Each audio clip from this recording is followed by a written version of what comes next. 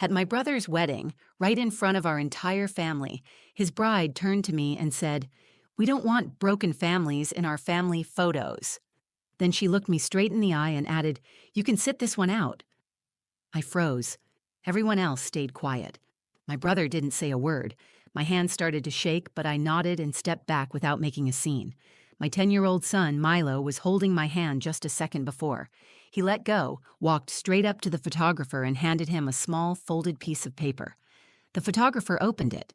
Milo looked up and said, "Can you read this first?" I watched the bride shift her eyes to the floor. That moment changed everything. Weddings are supposed to bring people together.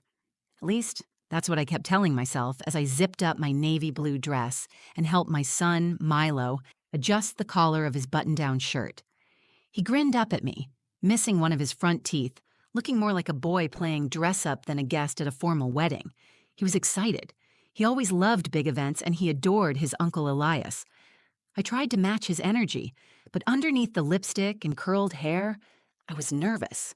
I hadn't been to many family gatherings since my divorce 3 years ago. I wasn't sure where I fit anymore. People don't always know what to do with single mothers, especially in families like ours that pretend everything is fine even when it clearly isn't. Elias was my younger brother by 3 years. Growing up, he was the wild one, charming, always in trouble, but impossible not to love. After our dad passed away when we were kids, I stepped in and tried to be a second parent more than a sister. I helped with homework, packed his lunches, stayed home when he was sick so Mom wouldn't have to call out of work. I grew up fast. Elias got to stay a kid a little longer, and I never held that against him. I wanted him to have that freedom. When my own marriage started to crumble, Elias was the one who came over with takeout and terrible movies. He didn't say much, but he showed up. When my ex-husband walked out on us for good, Elias carried my couch down the apartment stairs himself so Milo and I could move into a smaller place. That's the kind of brother he was, not perfect but solid when it mattered. So when he told me he was getting married to a woman named Sienna, I was genuinely happy for him. I hadn't spent much time with her, but from what I knew, she was organized, stylish, and very into appearances. She never said anything unkind to me directly, but there was a certain tightness in her smile every time we crossed paths. I chalked it up to nerves, or maybe just a difference in personality. I didn't want to be the kind of sister-in-law who caused drama. In the weeks leading up to the wedding, I texted Elias to ask what I could do to help. He said just being there would mean everything. So I bought a new dress, one that wasn't too flashy but made me feel like myself again. I got Milo a haircut. I even volunteered to help Mom bake cookies for the welcome table. I wanted to show up the way families should. The ceremony was held at a vineyard 2 hours from our town.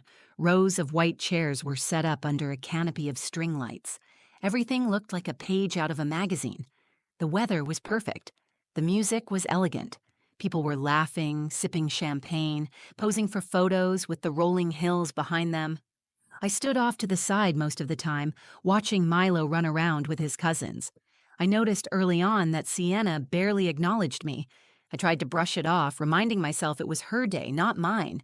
She was surrounded by her friends, her sorority sisters, and a flurry of distant relatives I couldn't keep straight. Elias looked handsome in his navy suit. When he saw me, he hugged me tight and said, "Thanks for coming, Cal." He always called me Cal, short for Calla, even though no one else did. It reminded me of when we were kids. I smiled and told him, wouldn't miss it. But I did notice he kept his eyes moving, like he didn't want to linger too long. I didn't take it personally at the time. I thought he was just caught up in the moment. As the ceremony ended and people started to gather for photos, I stayed near the edge of the crowd with Milo. I wasn't sure where I was supposed to stand, and honestly, I didn't want to get in the way. I was used to staying invisible when the spotlight wasn't mine. Still, a part of me hoped someone might wave me in. Maybe Elias or even our mom, but no one did. I took a deep breath, smiled down at Milo, and fixed the wrinkle in his shirt. "You look like a movie star," I told him. He smiled, but then we both turned as we heard Sienna speak loudly and clearly. The photographer had called for family to gather, and Sienna responded with something I'll never forget. But that moment deserves its own space. The ceremony was beautiful. Sienna looked like a porcelain doll in her lace gown, standing beside Elias with her bouquet clutched like a shield. The vows were short and polished, delivered with practiced poise. People clapped. Some wiped tears. Elias glanced toward the crowd once, and for half a second, our eyes met. He smiled. I smiled back. That moment felt real. After the ceremony, the coordinator began gathering everyone for formal photos.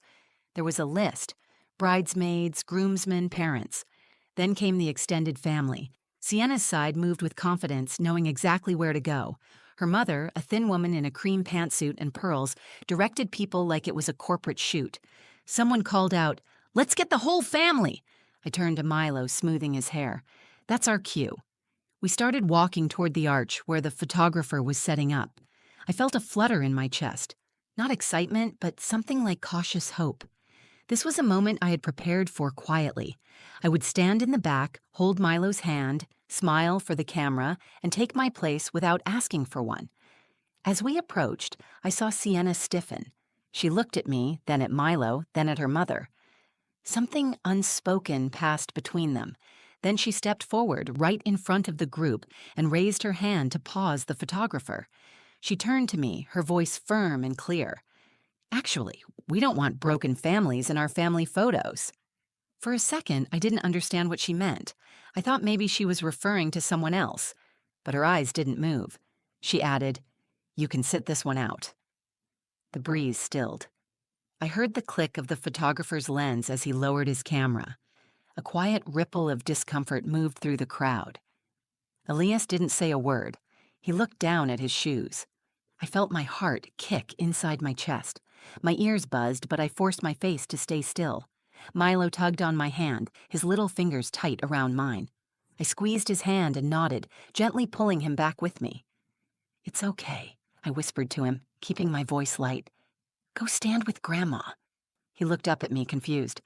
"But we're family." My throat burned. I bent down to his level and brushed a strand of hair from his forehead.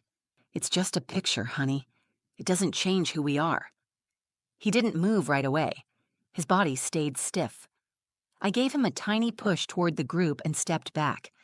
I moved to the very edge of the patio where the gravel path met the grass, far enough to be out of the frame but close enough to see everything. The group adjusted. Sienna's mother guided people into position. The photographer tried to bring the mood back. "Okay, everyone," big smiles. I watched Milo stand off to the side.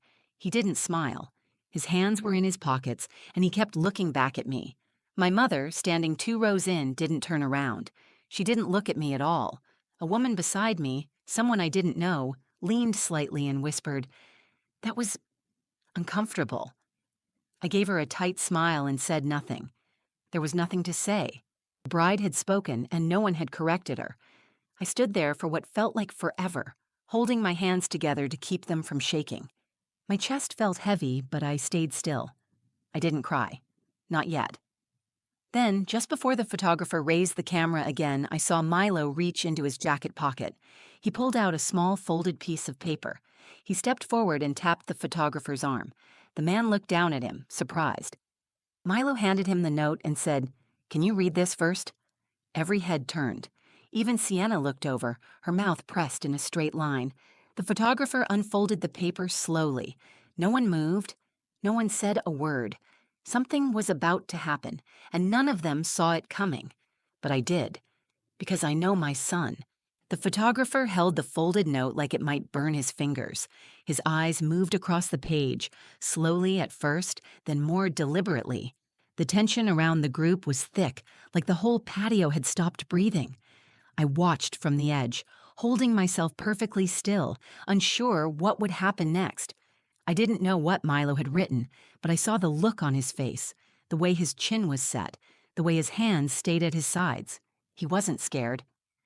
The photographer looked down at Milo again and asked, "You sure you want me to read this out loud?"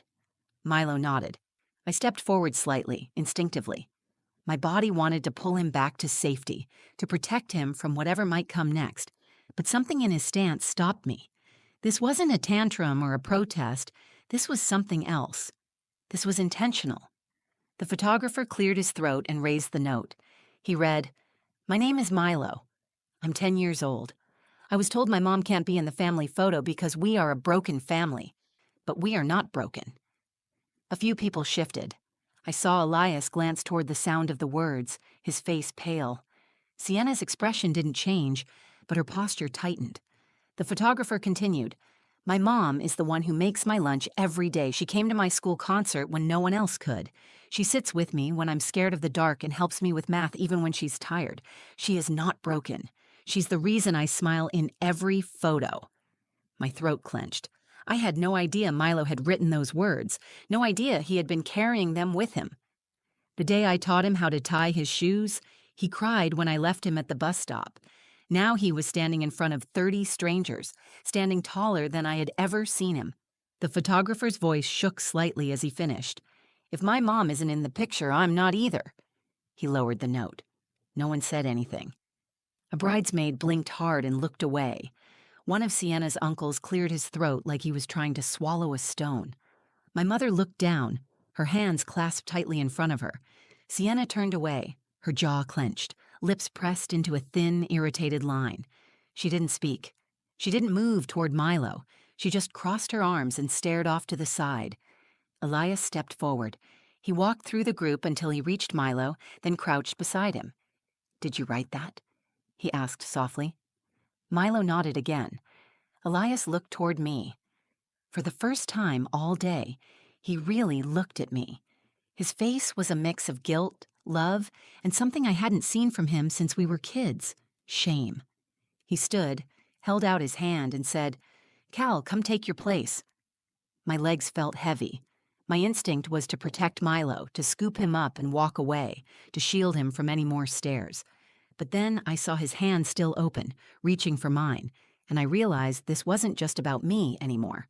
This was about my son knowing that the people who love you stand up for you even when they're scared. I walked to them. My heels crunched softly on the gravel, but it felt like thunder in the silence. I took Elias's hand, then Milo's. Together, we stepped into the frame. No one stopped us. No one dared. The photographer raised his camera again. "Let's try again," he said. Real smiles this time. Milo leaned into me. Elias kept his hand on his nephew's shoulder. I didn't look at Sienna. I didn't need to. The note had already spoken for me. In that moment, I didn't feel ashamed. I didn't feel broken. I felt seen. And not because someone let me into a photo, but because my son refused to let me be erased. As we stood there together, the three of us, Elias, Milo, and me, the tension in the crowd started to shift. No one said anything outright, but the silence was no longer stiff with judgment.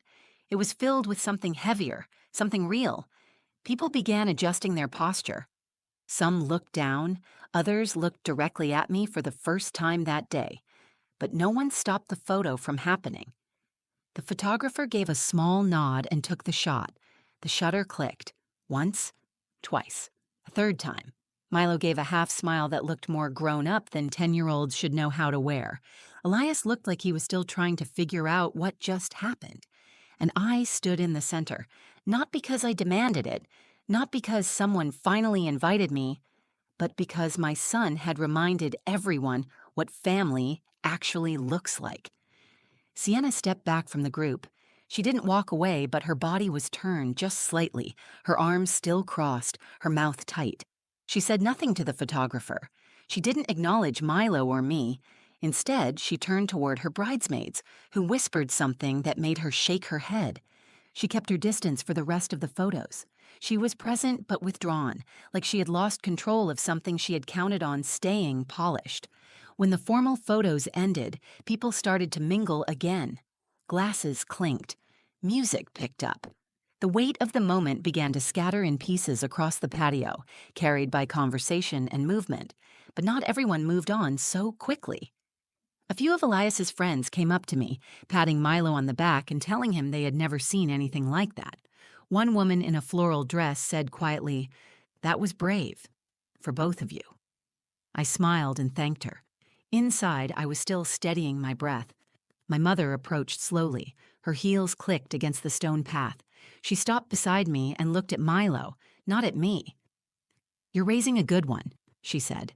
Then after a long pause, she added, "I should have said something earlier." I froze. I didn't offer her comfort. I just nodded and said, "Thank you." That was all either of us could manage. Her silence had been loud, but I wasn't there to tally failures. I was there for my son. Later, as the reception began and people filed into the barn for dinner, I walked with Milo toward the buffet. Elias caught up to us near the entrance. He reached for my arm, stopping me gently. "Can we talk?" he asked. I looked at Milo. He gave me a quick nod and headed inside. Elias shifted uncomfortably. "I didn't know she was going to say that. I swear, I would never have let that happen." "But you didn't stop it," I said. He dropped his gaze. "I know, I messed up." There was a pause, not empty, but full of what had been left unsaid for too long. "I didn't want to ruin the moment," he said. "But Milo, he did what I should have done." "He reminded you what family is," I said. Elias nodded. "He's the bravest person here." I could see the guilt on his face, and I didn't want to pour more shame into a wound he now understood. But I needed him to carry that truth with him. "I showed up, Elias. That's what I always do, even when it's hard, even when I'm not wanted." "You were wanted," he said quickly. "I was just too scared to show it." It wasn't enough, but it was honest. He pulled me into a hug. It wasn't showy. It was quiet and real, the kind of hug that comes from years of history, not just a day in a rented suit. He held on longer than he usually would.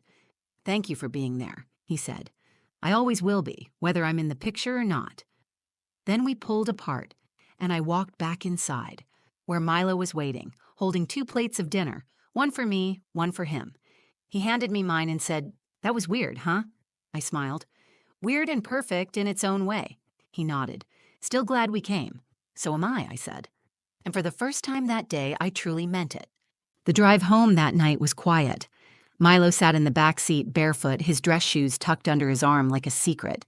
He had danced until the very end, twirling around with cousins, sneaking extra cupcakes, and laughing like nothing had happened. But I knew it stayed with him. Kids understand more than they say. As I watched him through the rearview mirror, I thought about everything that had happened in just a few hours. I had come to my brother's wedding prepared to disappear. I had come ready to stand in the background to let the new family form without needing to be seen. I didn't expect to be welcome. I just didn't think I'd be openly rejected. But I hadn't come alone. I came with my son. And while I stayed silent, he chose to speak. When we pulled into our driveway, Milo unbuckled his seatbelt and leaned forward between the front seats. "Did I make things worse?" he asked. That question cut straight through me. The fact that he had to wonder broke my heart. "No," I said. "You made things clear." He looked unsure. Uncle Elias looked kind of mad. "He wasn't mad at you," I said. "He was mad at himself."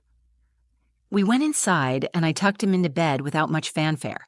He asked for an extra story, so I read one. Then he asked if I could stay with him until he fell asleep, and I did. When I finally stood up to leave his room, he reached out and said, "I'm glad we're not broken." I turned back to him and said, "We never were." I went to bed that night feeling something I hadn't in a long time. Not anger, not sadness, not shame. I felt still. Not because everything had been resolved, but because I had seen who stood with me when it counted, and that mattered more than being accepted by people who only valued appearances. In the days that followed, a few people from the wedding reached out. One of Sienna's bridesmaids sent a short message on social media. "Your son is incredible." That moment really opened my eyes. Elias called 3 times before I finally picked up. We talked for almost an hour. He apologized again without defensiveness this time. He told me he had shown the note to Sienna afterward and that she didn't have much to say. He admitted that was hard to hear, but necessary. He also told me something I hadn't expected. He said, "I didn't realize how many people were just pretending to belong until I saw the way Milo stood up for you." That was the most honest moment of the whole day. I told him I appreciated that. I didn't ask about Sienna or the photos. I didn't need to. The truth had already been captured, in front of everyone, with nothing more than a folded piece of paper and a child's voice. Weeks passed. The wedding photos were posted online, perfectly edited, carefully cropped. But in one, just one, I saw myself standing between my brother and my son. I wasn't in many others, and that was fine. I didn't need a gallery to prove I had been there. That one photo said everything. When Milo saw it, he smiled. "I look taller in pictures," he said. I laughed. "You stood tall, that's why." What I learned that day wasn't something new. It was something I had always known but never said out loud. Family isn't the people who look perfect beside you. Family is the people who choose you, the ones who speak when others go quiet, who refuse to let you be erased just to keep the peace. We didn't leave that wedding with party favors or compliments. We left with something much more valuable. We left with the reminder that we are whole, just as we are. And sometimes the smallest voice in the room is the one that tells the truth no one else is brave enough to say. I didn't need their approval. I had my son. And that was enough. If this story meant something to you, if it reminded you of your own strength or someone who stood by you when it mattered, share it. Send it to someone who might need to hear that they're not broken just because someone else couldn't see their worth. Leave a comment below. Tell me about the moment you realized your voice mattered or when someone stood up for you in a way you never expected. I read every single one. If you haven't already, subscribe to the channel. I've got more stories that dive deep into what it means to be human, to love, to lose, and to heal. And if you like this video, hit that like button. It really helps more people find stories that need to be heard. Thanks for watching. I'll see you in the next one.